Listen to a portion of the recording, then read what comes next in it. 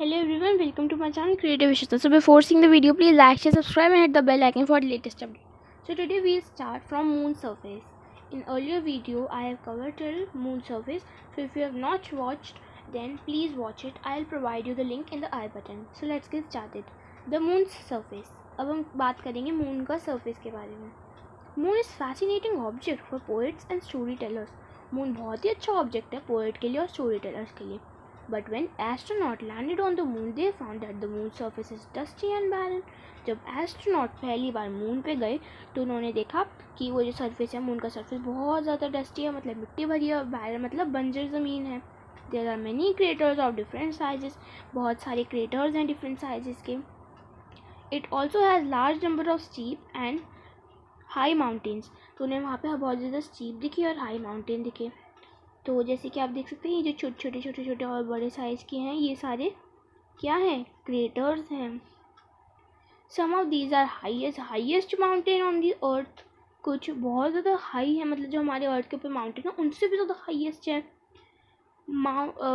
The moon has no atmosphere, it has no water. Can life exist on moon? या मेरे को comment में बता सकते हैं कि मून के वहाँ पे कोई भी नो एटमॉस्फेयर, ठीक है, नो वाटर, तो तब भी क्या लाइफ मून पे एग्जिस्ट कर सकती है? तो आप लोग को कमेंट में बता सकते हैं. Do you know, on July 21, 1969 Indian time, the American astronaut Neil Armstrong landed on the moon for the first time. He followed by Edwin Aldrin. तो ये जो नील आर्मस्ट्रॉन्ग थे इन्होंने पहली बार ये मून के ऊपर लैंड करे थे, ठीक है. तो उन्होंने वहाँ पे देखा कि इन्होंने ये सब बताया कि वहाँ बहुत सारे क्रेटर्स थे, ना वहाँ पे पानी था ना वहाँ पे ऑक्सीजन थी. तो उन्होंने अपना ऑक्सीजन बैग खुद ही कैरी करा, ठीक है. 10 स्टार्स. अब हम बात करते हैं स्टार के बारे में. स्टार तो आपको पता ही है जो आप बचपन से सुनते आ रहे हो, ट्विंकल ट्विंकल लिटिल स्टार, ठीक है. अब हम बात करें स्टार्स के बारे में. What other objects do you see in the night sky? There is large number of stars in the sky. Observe carefully on dark night from a place away from big city. Are all stars equal? तो मतलब कि what other object do you see in the night sky? Night में आप क्या क्या देखते हो, ठीक है. बहुत ज़्यादा लार्ज नंबर ऑफ स्टार्स देखते हो स्काई में, ठीक है. उनको ध्यान से देखना जब बहुत अंधेरे वाली रात हुए, ठीक है. From the place away from big city.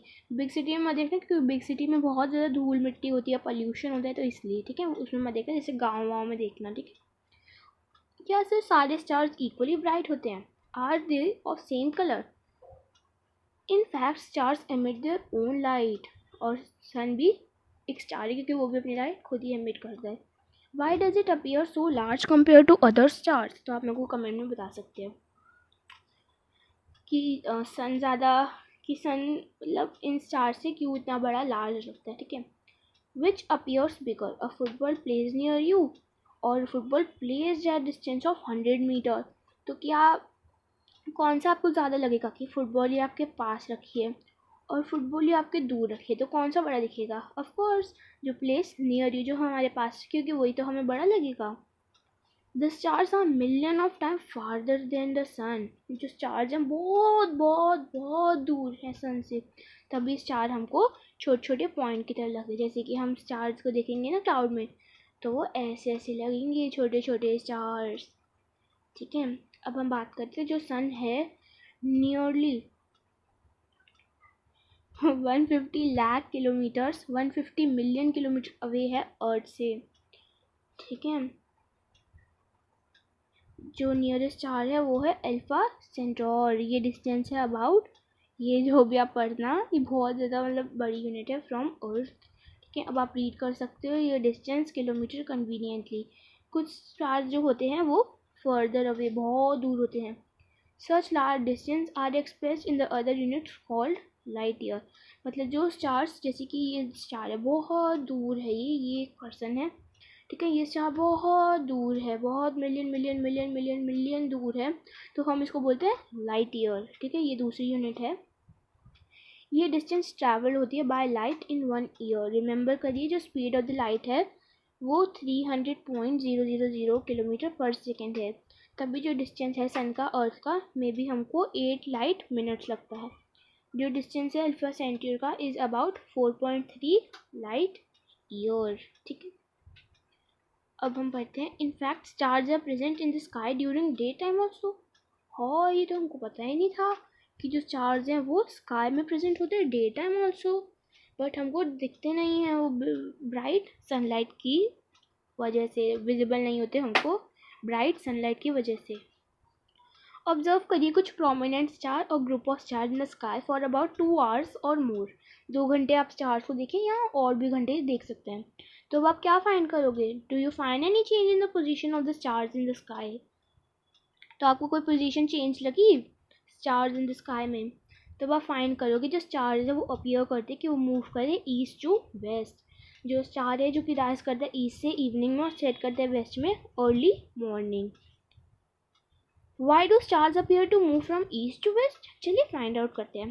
पहले आप बिना आंसर देखें मेरे को ये बताइए क्यों जो स्टार्स है वो मूव करते हैं ईस्ट टू वेस्ट, वो वेस्ट टू ईस्ट क्यों नहीं मूव करते। Paheli recalls that when she is moving in a train, Paheli recalls that when she is moving in a train, the nearby trees and building appear to move in backward direction.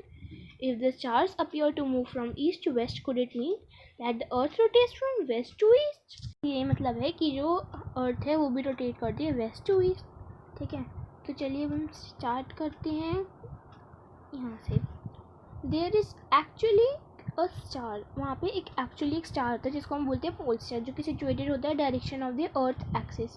ये appear नहीं करता कि वो move करे।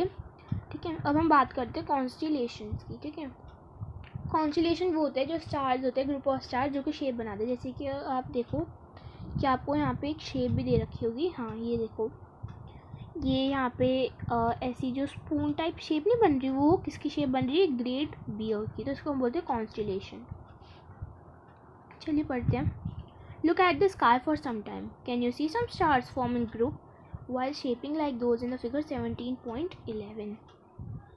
17.11 तो हमने ये तो भी देखा है ना। The stars forming a group that is recognizable shape is called constellation। ये बहुत इंपॉर्टेंट है, आप ये डेफिनेशन याद कर लीजिए, पेपर में बहुत इंपॉर्टेंट आने ही वाली है। ठीक है, अब हम बात करते हैं कॉन्स्टिलेशन में, कोई याद होगा, देखो पता है बहुत ईजी है। कॉन्स्टिलेशन क्या होता है, जब जो ग्रुप ऑफ स्टार्स है ना वो एक शेप बनाते हैं, the group of stars that form a recognisable shape is called constellation. बस simple. Constellation were devised by ancient people to be able to recognize stars in the sky। अब हम बात करते हैं जो शेप है कॉन्स्टिलेशन की, वो रिसेंबल करती है ऑब्जेक्ट जो कि फेमिलियर होते हैं उन पीपल के लिए। अब आप इजीली आइडेंटिफाई कर सकते हो कुछ constellation in the night sky. For this आपको क्या करना होगा, particular constellation look like where to look it in the night sky. ठीक है, one of the most famous constellation जो कि आप देखते हो during summer time is early part of night is Ursa Major. इसको हम बिग डाइपर भी बोल सकते हैं या ग्रेट बियर और सप्तर्षि। ठीक है, there are 7 prominent stars in this constellation. It appears like big ladle or question mark. There are 3 stars in the handle of ladle and 4 in the bowl। तो आप ये देख सकते हो, ऐसे लगेगा ना कि एक बाउल बन रहा है। ठीक है, ये लायन की शेप का देखो आप क्या बन रहा है। ठीक है, ये यहाँ पे ये लेडी का बन रहा है। ठीक है, और ये यहाँ पे किसका बन रहा है, ओरियन का। ये बन रहा है कैसीपियो का, कैसियोपिया। ठीक है, तो इसको बोल देते हैं हम डाइपर। ठीक है, जो कि यूज होता है ड्रिंकिंग वाटर एशियंट टाइम्स में। ठीक है, ये हमने यहाँ पे पढ़ लिया। अब हम पढ़ते हैं आगे का। ये आप देख सकते हैं। अब हम बात करते हैं कि ओरियन के बारे में। ओरियन एक दूसरा वेल नोन कॉन्स्टिलेशन है जो कि दिखता है हमें विंटर के टाइम लेट इवनिंग में। It is one of the most magnificent constellation in the sky. It also has 7 or 8 bright stars. Orion is also called the Hunter. Orion को हम क्या बोल सकते हैं, हंटर बोल सकते हैं। यह Hunter is also called Orion. तो ये आपको याद करना है, मैम कैसे भी आपको ट्विस्ट करके क्वेश्चन दे सकती है। The 3 middle stars represent the belt of the hunter. The 4 bright stars appear to be arranged in the form of quadrilateral। ठीक है, The star Sirius, which is a bright star in the sky, is located close to the Orion. To locate Sirius, imagine straight line passing through three middle stars of Orion. Look along this line toward the east. This line will lead you to very bright star. It is Sirius. तो इसमें आपको कुछ समझना नहीं है, बस आपको ये याद करना है, ठीक है। कैसियोपिया एक अनदर प्रोमिनेंट कॉन्स्टेलेशन है नॉर्दर्न स्काई में। ये विजिबल होता है हमें during winter in earlier part of the nights. ये हमको लुक करता है डिसऑर्डर्ड लेटर W और M, ठीक है। अब हम पढ़ते हैं ये जो कॉन्स्टेलेशन है वो उसके पास कोई भी 5-10 स्टार्स नहीं होते, it has large number of stars. तो हम उनको देख सकते हैं bright stars with our necked eyes, ठीक है। ऑल दी स्टार्स जो कि बने होते हैं कॉन्स्टेलेशन से ये सेम डिस्टेंस पे नहीं होते, they are in same line और साइड, जैसे कि ऐसे, फिर ऐसे ऐसे ऐसे ऐसे ऐसे, ठीक है। ये बन रहा है एक मतलब कि डायपर, ठीक है। तो अब हम पढ़ेंगे सोलर सिस्टम से in the next video. If you like the video please, if you love the video please like share subscribe and hit the bell icon for the latest update. Bye.